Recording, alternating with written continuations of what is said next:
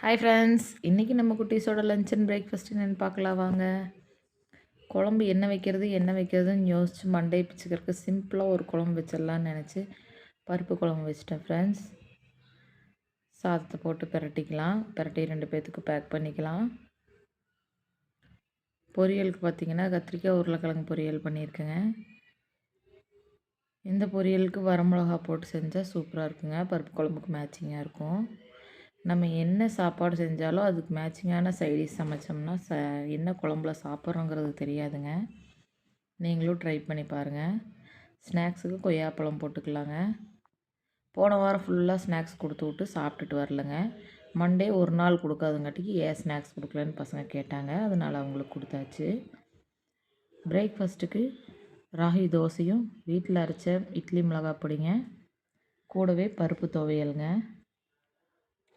இன்றைக்கி நம்ம குட்டீஸோட lunch and breakfast இதுதாங்க. வீடியோ பார்க்குறவங்க மறக்காமல் லைக் பண்ணுங்கள். அப்படியே நம்ம சேனலை சப்ஸ்கிரைப் பண்ணுங்கள் ஃப்ரெண்ட்ஸ். பாய்.